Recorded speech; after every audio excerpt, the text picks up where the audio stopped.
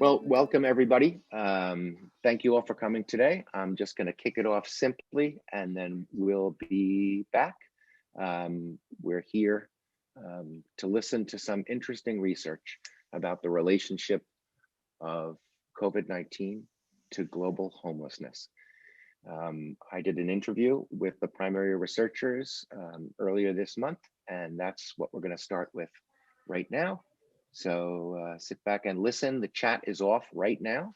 I'll put the chat back on once the presentation is over, so people can either send in their questions or they can say they want to raise their hand so I can see that, and they can put questions in or comments live. We'll have a little discussion. Simulive Conversations, COVID-19 and Global Homelessness, presented by students here at Niagara University, brought to you from Alumni Chapel at the University in New York in the United States.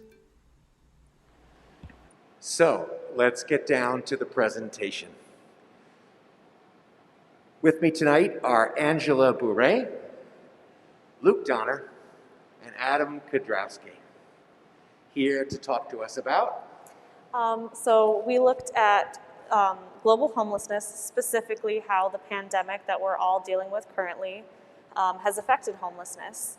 So this presentation came out of our course here on campus. It's International Organization and Cooperation, led by Dr. David Reilly. So originally, this course was centered on international organization theory, international relations, but we were given an opportunity to work with the Congregation of the Mission from the Vincentian family at the United Nations. And we were all super excited to be able to work on something that we felt might have a meaningful impact on the world. So maybe any of you, why was this topic of interest to you besides the fact, oh, we're going to work at the UN, that's one thing, but why else would it interest you? So I think one of the major draws for us was typically doing regular academic work sometimes gets very mundane, and seeing that we could actually do something that was meaningful outside of the classroom really invigorated a lot of us to want to do this. Adam, do you have anything you want to add? The opportunity to contribute to the work of the United Nations was something that greatly motivated myself as well as the students in the class. Additionally, my job in particular was to take the presentation that Angela and Luke spearheaded and synthesize it in the executive summary, where I added a couple different key points adding on to their findings. But based on their findings and based on the executive summary, I believe we have a product that could really help the United Nations in this time. Well, I mean, it certainly appealed to me when one of your classmates sent it to me at Dr. Reilly's request. I read it and I said, this is really top-notch research. So let's acquaint the folks a little bit about it. What are the SDGs and how do they relate to global homelessness? So I'm going to talk a little bit about how the SDGs relate to homelessness. And we needed a base starting point when we looked into our trend analysis. And we thought the best way to do that was to look at the SDGs, or the Sustainable Development Goals set forth by the United Nations. And we identified a couple from UN Habitat that we wanted to focus on. And those were SDGs number 1, 8, 10, and 11. So I'm going to talk about those very briefly. SDG number 1 focuses on no poverty. And what we need to understand is that many global issues at the base root is poverty, and we can't expect to solve many other issues without first addressing the base issues. So for example, when you talk about homelessness, one of the solutions is building more housing. However, that would be an inappropriate solution if you didn't have the people who could afford the housing. The second SDG was SDG number 8, which focuses on good jobs and economic growth. And that ties right back into SDG number 1, where people end up in the cycle of poverty where they lose their jobs and can't afford their homes, and thus they're stuck in this cycle. SDG number 10, which is reduce inequalities. Now, we need to recognize that often minority groups are disproportionately affected by these types of disasters, whether they be natural or pandemic or some other disaster. So reducing inequality should be a major initiative of homelessness. And finally, SDG number 11, which is sustainable cities and communities. So this would be more for the long term, recognizing that cities need to be able to provide adequate housing for everyone and to remove much of the temporary inadequate housing that has popped up. So you went through all the existing research, I'm sure, and kind of combed it to understand it. So what makes homelessness happen? What are some of the key data points that everybody needs to pay attention to? Yeah, so to start with, actually, that was the first thing that we did before we started our research was we kind of went through and looked at what are the major causes, not just in one region, but across the world, and we tried to identify the ones that were most relevant globally, and we came up with 8, and they would be natural disasters, gender inequality, migration, and affordable housing, as well as population density, overall poverty, economic shocks, government intervention, or the lack of it, as far as what seemed to be the most prevalent globally. And then another key part of the preliminary research that we did was to then look at how we were going to research the world, and I'll let Adam talk a little bit about that. So the preconditions and precursors will be evaluated regionally. These regions are divided into North America, Central America and the Caribbean, South America, Western Europe, Eastern Europe, Northern and Sub-Saharan Africa, Southern Africa, the Middle East, South and East Asia, the Pacific Islands, and Australia. The North America region makes up the nations of Canada, the United States, and Mexico. Central America and the Caribbean is made up of the countries in Central America from Guatemala and Belize to Panama, including U.S. territories in the Caribbean. South America region is made up of all nations on the continent of South America from Colombia to Argentina. Western Europe is made up of all Nordic nations, as well as all nations west of and including Germany, Austria, and Italy. Eastern Europe is made up of all nations and including Poland, the Czech Republic, Hungary, Slovakia, Croatia, excluding Turkey, and including Russia. Sub-Saharan and Northern Africa includes all nations north of, not including Tanzania and the Democratic Republic of the Congo. Southern Africa includes all nations, including Tanzania and the Democratic Republic of the Congo. The Middle East region includes the African nations of Libya, Egypt, and Sudan, including Turkey, the Persian Gulf states, Iran, and Afghanistan. The region of South and East Asia includes all Asian nations on the continent of Asia, excluding those identified in the Middle East region, the Pacific Islands region, and Russia. The Pacific Islands region is made up of Melanesia, Polynesia, and Micronesia. The Australian region is made up of the nations of Australia and New Zealand. And so when we started this project, we wanted to find a way to analyze COVID globally. And the best way to break down this research, we thought initially, was by continent. But we realized each continent is incredibly diverse, and so to the best of our ability and the amount of students we had in the class, we divided the world accordingly to where each student had their own region to focus on, and so we could take more focus and bring more resources to each region so it could come together and we could identify global trends in the wake of the COVID-19 pandemic. So I also want to mention just very briefly, now that we understand the preliminary categories that we were working with, we were able to identify some trends throughout the world before COVID. And so we found some of the most prevalent preconditions to be migration, natural disasters, and inadequate inadequate government intervention. Before COVID, those were the most prevalent. We found that the most vulnerable regions throughout the world before COVID were South America, Sub-Saharan Africa, and South and East Asia. Okay. There was one phrase you used on one of the slides that I'm not familiar with. I mean, I work with FamVin Homeless Alliance, which you've probably heard about. I don't know if you know this part, but Dr. Tong and I are heading up their mapping project, their geospatial mapping project, as part of what the Homeless Alliance is doing. And you said economic shocks. What are those, just for me and for probably some other people too? Sure. So I think Luke might be better able to answer Luke, that. go ahead. So for economic shocks, that for us, we use that as a very overarching term to include mostly recessions, particularly the ones caused by COVID back in February and March, and then for much of the world, the 2008 financial recession. So that is what we're using largely in terms of economic shocks. Okay, thank you.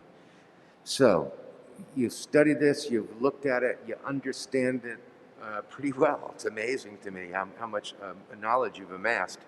So, how has COVID impacted homelessness and the SDGs?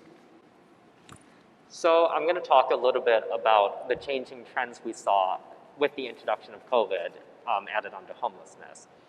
So the first thing I'm going to talk about are the regions. So before COVID, we saw that mostly the global south, those regions, were the most ill-equipped to deal with homelessness and were affected at higher rates than the global north nations, per se.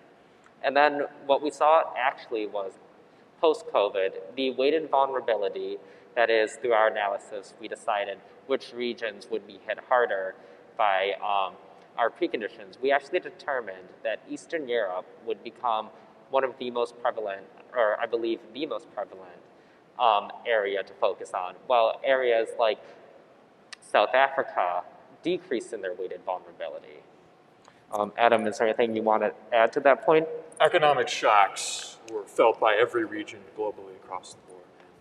Post-COVID, high population density became a very important factor when it came to analyzing these nations during COVID, and that's because the difficulty of social distancing and the lack of PPP causes high population density areas such as cities, slums, and refugee camps to be more affected by the virus. Those who were unable to deal with it were more adversely affected.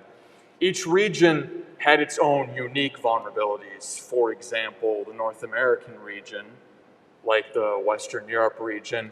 Most importantly, the virus sent the governments of the nations within those regions to force businesses to shut down. And that exacerbated the effects of the pandemic as businesses thereby had to force themselves to either lower their staff and capacity and make layoffs. Additionally, we saw in the Central American and Caribbean region that natural disasters had a great effect on that region in particular.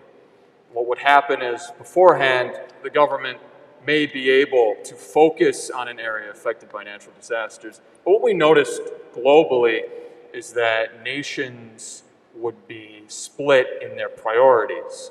Not only did they have to deal with the things adversely affecting their nations before COVID, but with the onset of COVID, not only are those issues becoming worse than they previously were, but now you're finding that nations have to dedicate an amount of resources to the onset of the COVID pandemic.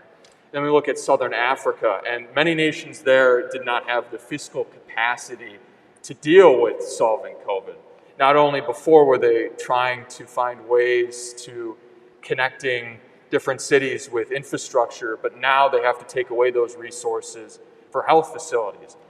But it's not all unfortunate. There are good examples globally. In South America, the city of Sao Paulo, government intervention was something we were looking at as a precondition post-COVID. What we found in Sao Paulo, Brazil, was that there were many benefits to the government focusing on creating COVID-19 homeless shelters. They had focused on homelessness in the context of this pandemic. So then coming out of that, we realized that regions that have carried out policies that are COVID specific and target homelessness post-COVID can be a model for other regions globally. So that kind of leads us into this question. You know, there are obviously some effects of COVID, a lot of them bad, but some of them actually hopeful because it caused countries to mobilize in a particular way. So what are some of the short-term and long-term effects that we're going to see? So with specific regard to the SDGs, I think we're going to let Luke take the the rein on that one. Great. So you mentioned briefly earlier you wanted to elaborate on how the COVID affected the SDGs.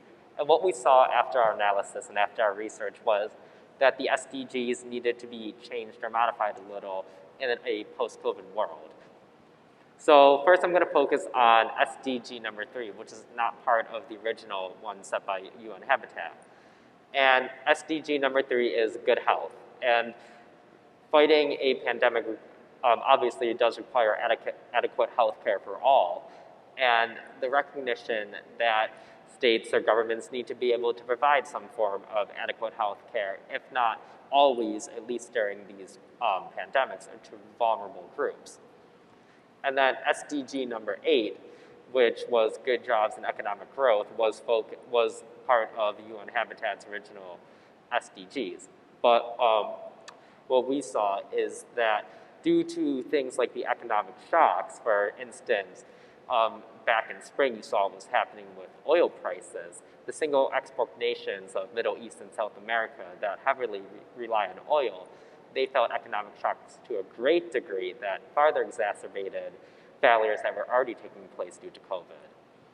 And then SDG number 10, which it focuses on reducing inequalities. As I said earlier, the recognition that minority groups are almost always and sadly disproportionately affected by these types of things. And then finally, we have SDGs 9 and 11. And I put those together because they both focus on building sustainable cities and infrastructure.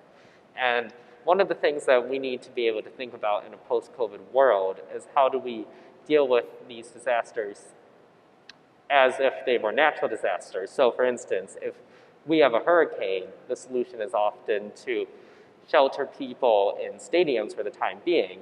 However, in a pandemic where you need to be able to isolate people or socially distant people, those types of solutions don't work. So thought towards that, building some type of housing that provides isolation for situations like these, or even when building new structures and buildings, to think about things like automatic doors to prevent the spread of germs, widening hallways for social distancing, small things like that become important. And I'm going to let Angela talk about the short-term impacts now. Yeah, so obviously we understand that on a great degree in the long term, we'll see hopefully some shifting in how the SDGs are implemented. But some more specific short-term effects that we can see are obviously that we expect winter, as we're very quickly entering, in the global north at least, to exacerbate the shortcomings of existing social protection programs. So what that means is that we know that shelters in the winter very quickly reach capacity, and also that we have limits on the number of beds available and the numbers of shelters available. And all of that is also limited by the pandemic. When you have social distancing requirements and you cannot fit as many people, all of that needs to be taken into consideration. And we can expect cities hopefully to respond knowing that the winter has been coming. Hopefully they will be responding accordingly in the coming months. Additionally, we can expect an increase in COVID cases in refugee camps, slums, informal settlements, all of those high population areas, because social distancing in those kinds of areas becomes virtually impossible. And also we see a lack of PPE or adequate PPE being distributed in those kinds of settlements. So then, as Luke mentioned, the recognition that homelessness will disproportionately affect already vulnerable minority groups. So as we're seeing natural disasters come up, and as we're seeing the elderly and the LGBTQ communities, all of these types of vulnerable populations deal with COVID, that needs to be a consideration as we move forward. But then we have some long-term effects that hopefully we can respond with mitigation strategies too. But we are already seeing a general pattern of nations restricting migration and immigration globally. We've seen the EU increase their border restrictions due to COVID. We've seen other nations increase border restrictions. using COVID as an excuse, but we are also seeing states use COVID to push political agendas that would have otherwise been unrelated. So that's something that we need to consider moving forward.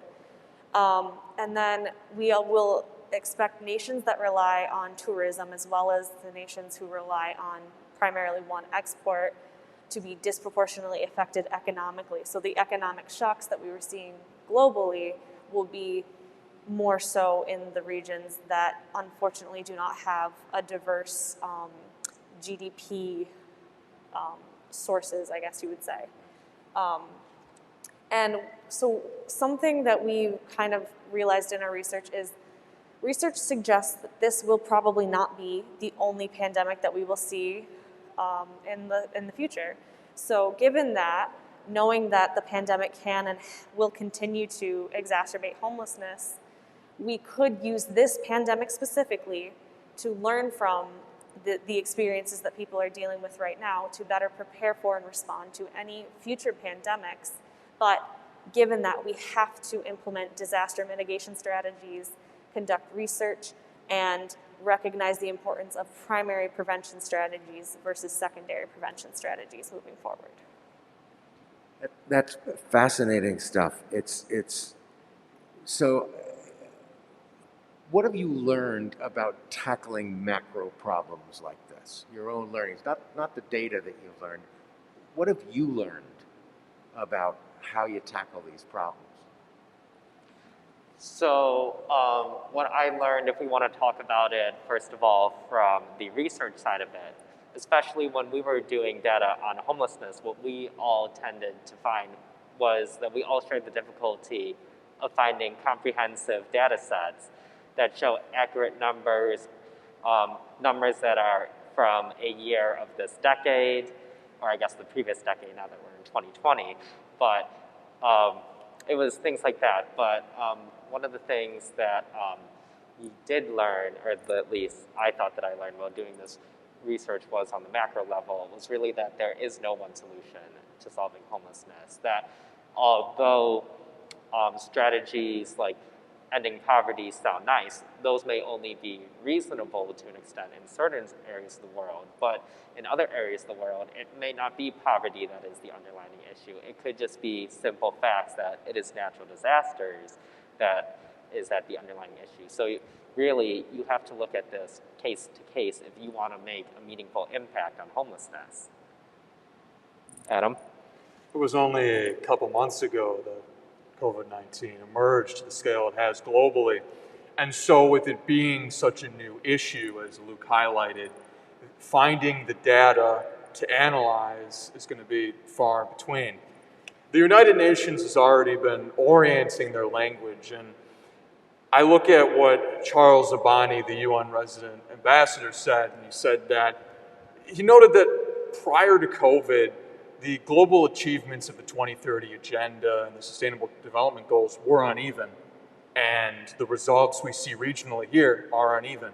The world is not uniform, and at times these goals want to address a world that is uniform. He talked about how ending poverty by 2030 was a goal, but now we're going to see setbacks. The timeline to 2030 and beyond has been permanently altered based off the events of just this past year. And so solving those issues is going to take preparation for anything in the future that is unexpected, whether it be a pandemic or any other issue. And what we've learned from these regions is that there will always be these emerging issues. Every single one of these preconditions is persisting year after year. And it only takes something like another pandemic to exacerbate those circumstances. So one final thing, I guess, that I would say I've learned is that we've kind of all realized as a class, genuinely, the difficulty in finding uniform research, as Luke mentioned, and also how Adam mentioned that a lot of times you have these overarching programs that they're always lofty in trying to push agendas. Not that that's a bad thing, because you're trying to get the world kind of on the same page, which in theory would be a really good thing, but the reality is that each of these regions is so different in not only the way that they're affected by these things, but that the way their national governments choose to handle them and things like that, that you unfortunately can't have a universal approach. But I would say that there can be some universalization as far as if we can conceptualize the same types of things as far as the preconditions, if we can agree on certain definitions for those things, if we can agree on a definition for homelessness across the globe, it then becomes easier for states to implement their own approach to mitigating that and to do so effectively, but at least they're working from the same starting point. And additionally, it was interesting that they both mentioned how even though we're talking in a very global context, that the regional breakdowns are very important. So one final thought, I guess I would say, is that in order to effectively deal with macro issues like this, you have to recognize that there's an immense amount of collaboration from local, national, and global levels that has to happen in order to deal with this. You cannot deal with it from an international level. You can't deal with it just from a local level. They have to be working on all of those levels. You know, it's interesting you all brought up this thing about inadequate data, and that's one of the first things that the Vincentian Family Homeless Alliance and the Institute for Global Homelessness in our sister university, DePaul, took on. The Institute for Global Homelessness has proposed a definition of homelessness broken into 3 areas of street homelessness, substandard housing, and forced migration and population movements. So they're working to try to get a common concept there. And of course, you probably know from your talking with Jim Claffey that for the first time, the UN has said to everyone, you have to count this. It sounds so elementary. But up until this past year, there was no requirement to actually collect data on homeless populations. And now to get people to collect it in a certain way so data can be compared is kind of the next step. But it was always an amazement to me that that's the truth. But it's the truth on a lot of social problems and macro problems, is that the data are incomplete. And if we don't know what's going on, we can't solve problems. So thank you very, very much, one, for doing this research. Contributing to the volume of research about homelessness is one of the ways that the issue is going to be addressed and the Vincentian family hopes eventually eliminated. But it does require these amazingly multi-level strategies to address the problems as we go forward. So thank you, Angela. Thank you, Luke. Thank you, Adam. Thank you, those of you who are watching this. And now, through the magic of technology, we'll all be back together to talk about this just a little bit more. Well, thank you indeed. Also with us right now are Dr. David Reilly, who organized this class, Mr. James Claffey, the CEM, Congregation of the Mission, Vincentian representative at the United Nations. And so to kind of start this off, I've turned the chat on so people can pop questions in there, and I'll try to see what's going on with them. But I'd like to start off, Dr. Reilly, I know you've been working for a while on a natural disaster response program here at the university. Did this play into your development of this class? Was this part of what you were trying to address? Or maybe I'll put it as a question. What kind of prompted the need for this class at this time? Yeah, it actually did play into it. We started an international humanitarian assistance program last year on campus. And what that means is that the students are doing a combination of coursework and then going out in the field and working in disaster response, getting credentialed and then bringing those skills forward in whatever careers they engage in. So we've been fortunate to have students in hospitality and tourism, in international relations, in history, in a variety of different fields, nursing, be able to take this experience and bring it forward. In conjunction with that, we started working with the United Nations on a series of projects that were not related at the time, but the intersection has really become a natural thing where we're seeing that there is an opportunity to work on aspects of international cooperation and response, which is at the heart of what the United Nations does. And so in that sense, this course really has been adapted. It's an entirely new curriculum in thinking about how we work on this, and it's been directly emphasizing not just the pandemic, but thinking about how we can be more responsive to global events and to be more helpful, as some of the students alluded to, in the work that we do. That's terrific. You said United Nations. Jim, Mr. Claffey, what do you think of our students? Oh, boy. I so much wish I could meet them and shake their hand, because Hayden, I sort of expected, research that, did some nice things. The depth and the nuance of what they come up with, to me, was astounding. I mean, they made such a strong, credible connection to the SDGs. I love the section where they talk about short and long-term impacts. One thing before I forget, will this recording be available?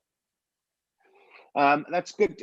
So yes, this recording will be available I'll put it up at the end too, but our YouTube channel, which is /Niagara University Mission, all one word, is where you'll be able to find the entire recording of this session as well.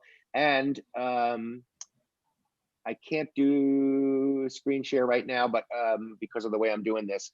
But also the research itself is available at famvin.org/en. Oh, If you search for university conversations, if you search for COVID and homelessness, the article announcing this event will pop up, and there's a direct link to their executive summary of the research as well. And I did not put their PowerPoint up there, but I'm sure if we asked them, they'd be happy to let me send it to people who wanted it to look right. at the slides that kind of passed by as the presentation was going on. Those were only some of the slides they prepared to present this work. They have an entire PowerPoint presentation, which would have taken us, if we'd done that, we'd have taken the entire hour or more. I'm the same as you. Luke, Angela, Adam, you're online with us. Do you have any further, after seeing yourselves, do you have more comments that you want to make or contribute at this point? So let me turn on my video. I don't have any further comments kind of past what we mentioned right at the end, but I would maybe reiterate that there were three kind of key conclusions that we were able to come away with, kind of mentioned by Luke and Adam as well. The first, obviously, is starting with a universal conceptualization of the data that you're measuring is extremely important. The second thing would be to use what we're seeing now, hopefully, to better prepare ourselves for the future, which I think goes hand in hand with what the SDGs were designed to do in the first place. And the third kind of major consideration would be that even though every region must in some ways handle things differently, that doesn't mean that we can't have a universal agreement on how to go about beginning that kind of response. Mm-hmm. Luke, Adam? The only thing that I would have to add is that when we're looking into something like homelessness on a global scale and how COVID is affecting this issue, we need to think about the issues that might not be so present to us, that might not be so obvious. So for example, I did Western Europe for my region, and one of the things that I saw was Italy for the first time shut down its southern borders to migration from the Middle East and Africa. And that wasn't necessarily because of COVID, although that played a role in it. That is more so tighter border restrictions to come for the EU in general. So it's thinking about those longer term impacts and what that will do in terms of homelessness in North Africa and the Middle East as a result from the lack of migration into places like Europe. Mm-hmm. Jim, go ahead. I see your hand up. Yeah, just to add, we had intended to use this research as part of a presentation we did on September 27th, what they call a side event during the major United Nations events. But for circumstances we had not foreseen when I initially spoke to Dave about all this research, we were forced to concentrate on evictions. We talk about heartless and lack of compassion. I mean, the evictions are starting to spike now. What a great time to be evicting people from their homes. So we had to concentrate on that. But in the future, we have an event we're planning in for February, a side event, and another one in March. And this research, which I've already received, by the way, from Dave, the executive summary and the PowerPoint, Dave sent them to me. We will be using this research to inform both of those side events. And also, we may be coming back to the students. They may get sick and tired of us. We might want to do a little bit more research on how technology can help end homelessness. There's not been a lot of concentration on that. How can we use available technology more fully as another tool to end homelessness? So I may go back to Dave in coming weeks and talk about that. So, you know, I'm in full admiration of these students. I'm proud of Niagara, and I'm very grateful. And so was the whole Vincentian family. When Dave first offered this research, you know, it came out of the blue. And so I immediately shared it with the other 4 Vincentian family NGOs. And together we decided to take advantage of it. And I'm very glad we did. So that's one of the things that, like Luke said, he concentrated on a section of Europe in his research. These 3 students weren't alone in doing the research, and online with us are other members of the class. And I would invite them, please, also to share some of your experience with doing this research, if you would be so kind. I won't call on you like I'm in class, but please just chime in and talk about what doing this work was like for you, or I'll start calling on you.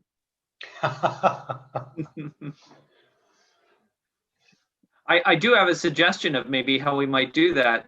Nia actually looked specifically at the question of what the Habitat group within the United Nations was looking at in terms of homelessness, and has some reflections, I think, on the distinction between our research and what they came away with, if she might want to speak on that specifically.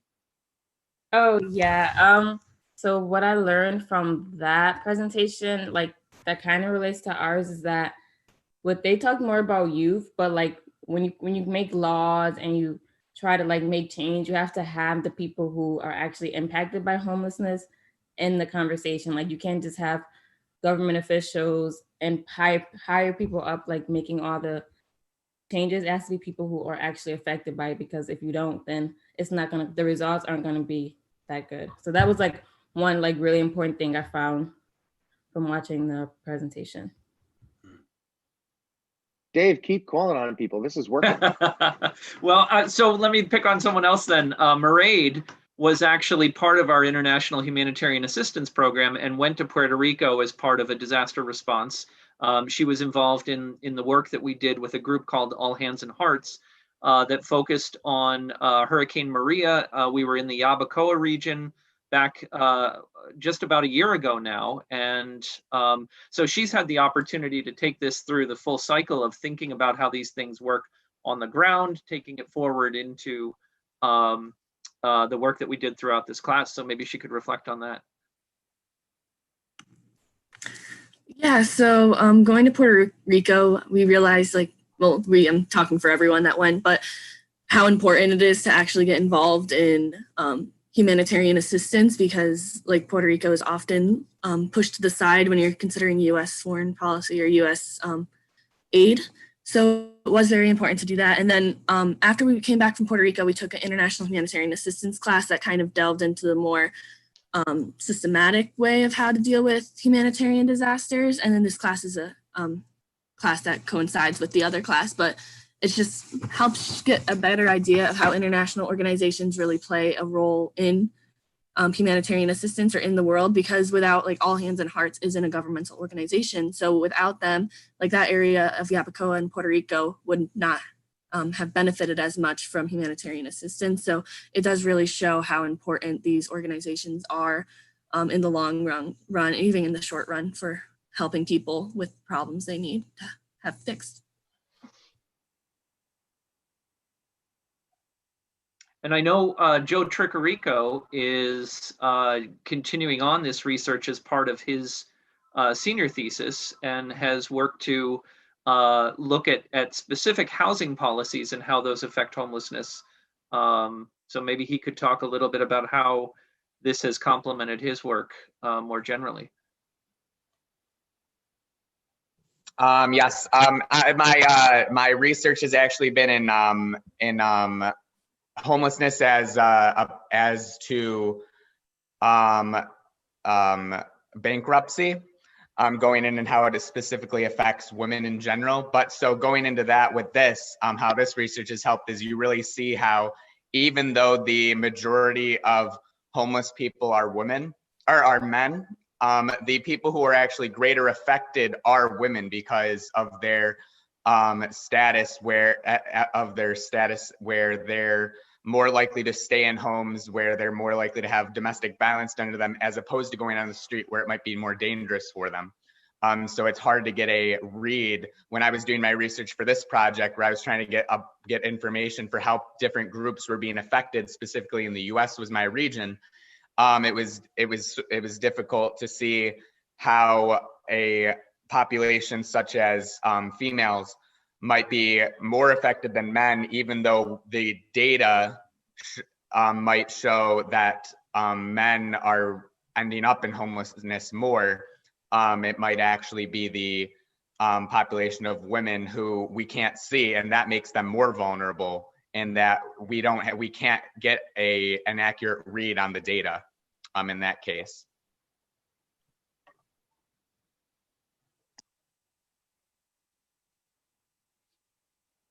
I don't want to hijack the whole conversation, so I'll turn it back to you, Eden, unless you want me to continue directing some of the conversation. You're muted. I'm hoping people will chime in. Thanks, Dave. I popped up, I hope you can see it on, there's the YouTube link for later, and there's the link to the website where people can get a hold of the research. How about any questions from those people who are outside the class? I know we have a number of people here still on the presentation. If you might have a question. All right, I have one question, especially for all the students. Dave, I know you're going to continue with this kind of work, but to my brothers and sisters, the students here, what's this done to you in terms of your trajectory going forward? You took this class, you've had this experience, right? You've had this other experience in Puerto Rico. Where's it leading you, or from the other side, where's it pushing you? Anybody want to comment on that? What has doing this research done to you? Yeah, I have something to add to that. So this research, coupled with the fact that I went on a mission trip to Tanzania a couple years back, has given me a really deep appreciation for what we have here in the United States. Compared to the majority of nations that we researched, we have an overwhelmingly amount of resources to help other countries and other states to attain or even in part attain what we have here. So I think it's extremely vital that we use our blessings and we use our gifts and talents to forward prosperity in other nations and to really spread not only the Vincentian virtues, but monetary wealth and prosperity as well. Anyone else? For myself, going into, I've wanted to go into international human rights law for a while now.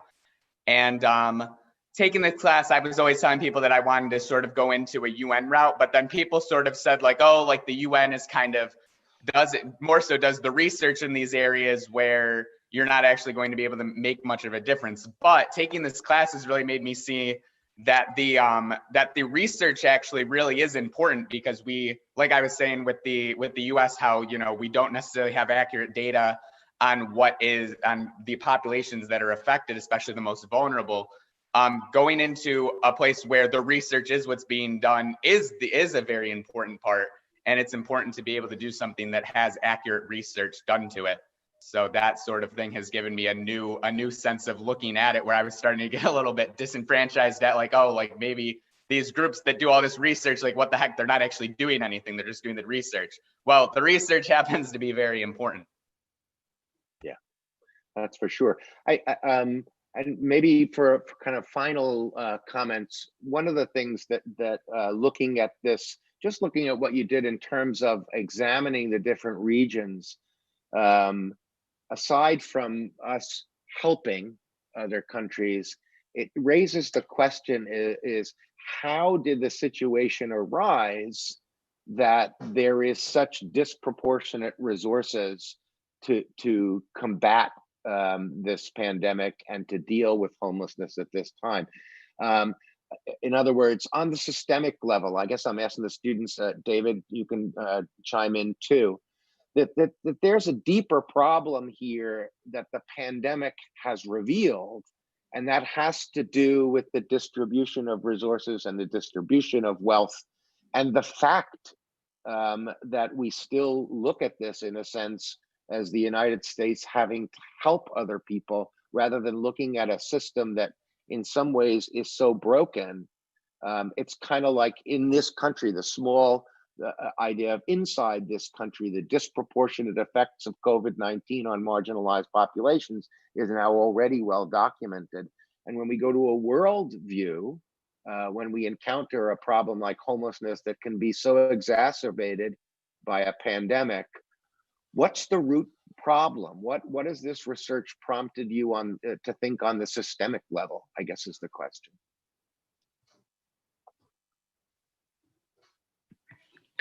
I would say that if we looked at homelessness as a world issue and the ways to solve it, one of the main issues that I would see is that if you want to look at many of the countries that might not have the financial resources to combat homelessness themselves, they heavily rely on outside aid.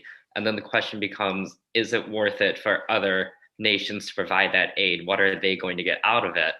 When it comes to tackling an issue like homelessness, because for many countries, that might not seem like something nice to get out, something worth it for them. So at that point, then you're relying on NGOs and organizations, charities to help solve the issues, and they can only go so far.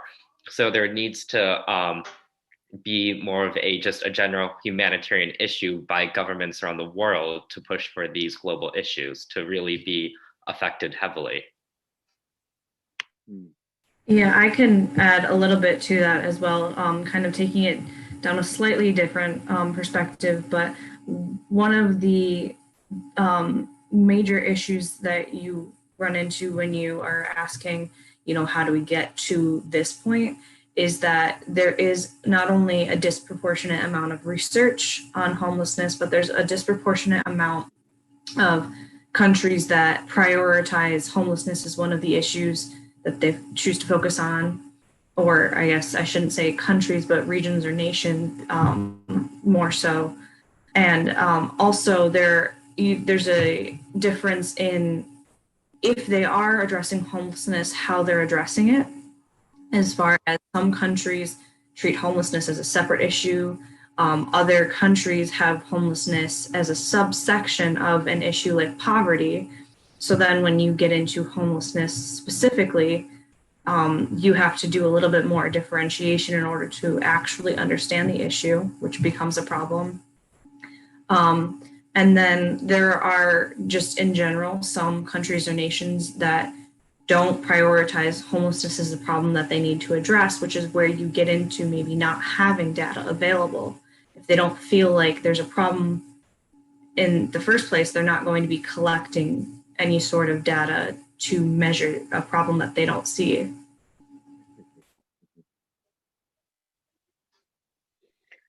Yeah, I would add one other thing, which is that I think your question gets at the heart of the dilemma that we have in the international system of how do you facilitate cooperation. And I think our existing system, as you said rightfully, is broken. I think we have a system that does not facilitate cooperation, does not reward cooperation, and it's the exception, not the rule. And that really does have to change, especially in a world where we're finding that there are systems breaking down in many different ways, whether it's climate change, whether it's pandemics. You could go right on distribution of wealth and the disparity between the richest and poorest. There's a whole series of events that are leading us in a direction that if you look at research like the limits of growth that was done back in the 1970s and redone recently, we are on the cusp of collapse on a global scale. And that includes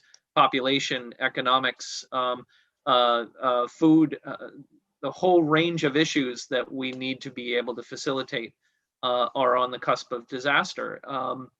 So I think there needs to be a fundamental rethinking. And these kinds of projects, I think, really start the students thinking in a different way about this, that they can make fundamental differences in what they're doing through this kind of work. Dave, and which Dave said, plus this rising sense of extreme nationalism in so many places only exacerbates the problem, and it makes it more difficult to promote real, serious, effective collaboration. So it's a growing problem. Yeah. So I want to thank everyone for doing this. I want to especially thank the students and kind of top level, Angela, Luke, and Adam, for saying yes to taking some time to prepare the presentation in a different format, and all of you for being here to discuss this. It's the kind of thing that Niagara should be doing. And I'm Irish, so there's always something depressing at the end. Pandemics, like any other natural or human caused disaster, expose the dark underbelly of the beast. What it does is it shows us where we've allowed a system to be broken and function in a broken way. And from a Vincentian point of view, then we see how those broken pieces so affect marginalized populations, economically stressed populations, and it becomes our work as researchers, as faculty, as students, as leaders in the intergovernmental organizations to say, we need to fix this system, or every time we have an interruption like a pandemic, more and more people are going to suffer. So on that happy note, as is my wont, thank you all very much. I hope this is the first of many of these kinds of events, and I know it will not be the last intervention by really talented Niagara University students and faculty. Thank you very, very much. God bless you, and have a happy Thanksgiving.